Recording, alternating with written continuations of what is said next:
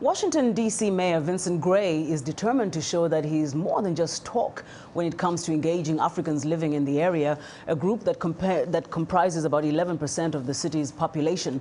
Among the many ways Mayor Gray is engaging the African community is through the Office of African Affairs, which has organized several events, including this recent town hall meeting. Mayor Gray met with African residents and listened directly from them about their concerns. Now on Friday, the mayor is launching a new business initiative for Africans interested in business to network and learn about resources for starting or growing their business and doing business in Africa. And for more on the mayor's efforts to engage the African community, we're joined by Ngozi Nmezi, the executive director of the Washington, D.C. Mayor's Office on African Affairs.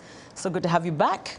Thank you for having me. And I see you, you're being kept pretty busy. You've got a lot of things going on. Absolutely. Tell us about this initiative, from D.C. to Africa, growing local, going global. Wonderful. So the initiative was really kicked off because of a ton of information that we ended up getting back from the community due to needs assessments that we conducted in FY11. So community members had expressed concern around, specifically accessing different information and services and resources pertaining to business development and growth of their businesses here in the District of Columbia. So it's OAA's programmatic response to community members, specifically African business community members, around the issues and things that they need to be addressed via a seminar approach. So how will this initiative exactly tackle that? It brings business people together, local African businesses, with federal government and local opportunities from the Washington, D.C. area. Absolutely. So specifically how we're planning on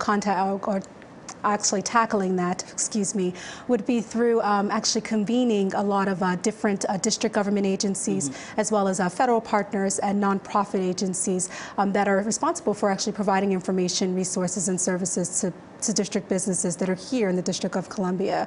So just a few examples of a few agencies that we'll actually have as presenting partners would be the DC Small Business Administration, which is a federal agency. And we also have the DC Department of Local Small Business Development, the DC Department of Consumer and Regulatory Affairs, the Office of Contracting and Procurement. I mean, there's a slew of them. I don't want to go into a list of who will actually be present, but tons of them. The event is all day, so I know there are a lot of, I read the program, I saw there are a lot of things being planned. Why now?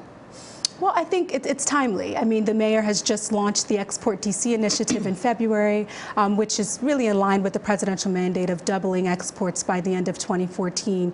And essentially that Export DC initiative will help businesses that are already exporting increase their export, or businesses that are interested in starting an export to give them the capacity to do so. Also, I mean, it's a wonderful time for the African diaspora and the African migrant community. There's always been this propensity for them to want to do business over in the continent where they're from, in their countries of origin, but we want to help them be more impactful with their efforts, right? We know that there's been tons of research that has revealed that the African migrant community has contributed through recorded remittances to the tune of $40 billion. So we want to ensure that they're actually leveraging their resources here in the District of Columbia to make their efforts more impactful on the continent. What's in it for DC? So it's important for us. Street. Absolutely, absolutely. I would say job creation, right?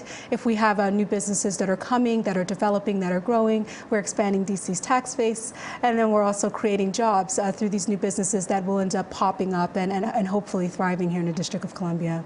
And obviously, Africa is a very lucrative and promising place right now. And just reading one of the statements that you released, the Next Frontier, I guess this is one of the discussion talking points. More than 1 in 2 institutional investors see Africa as the most attractive region to invest in the next decade, with 1 in 3 expecting to put at least 5% of their portfolios into the continent by 2016. Yes. How much would DC expect to be part of that?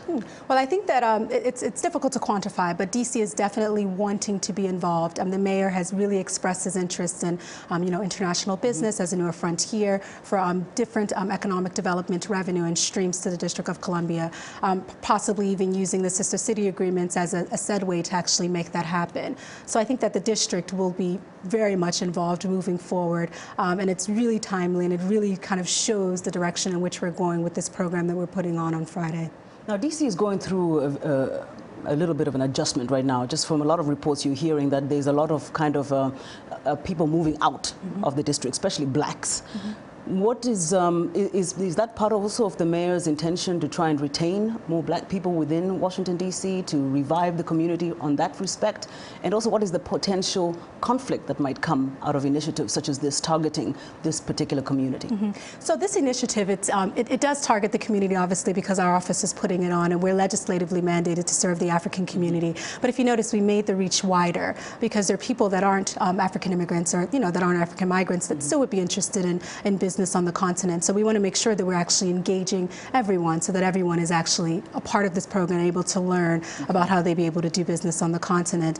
In terms of the migrant or the black community moving out, actually, it's interestingly enough, what's happening in the African immigrant community is there's been an increase with the African immigrants in the African American yes. So there has been an increase in the African immigrant population, and in fact, Randy Capps just did a wonderful article in the Washington Examiner where he spoke about the African immigrant community actually increasing at the fastest rate, at about 30% amongst the other African immigrants or the other immigrant communities. Well, there's a lot to say. Well, thank you so much, Ngozi. You're always here and always have, keeping us very plugged in what's going on. That's, of course, Ngozi Nmezi, the Executive Director of the Mayor's Office on African Affairs here in Washington.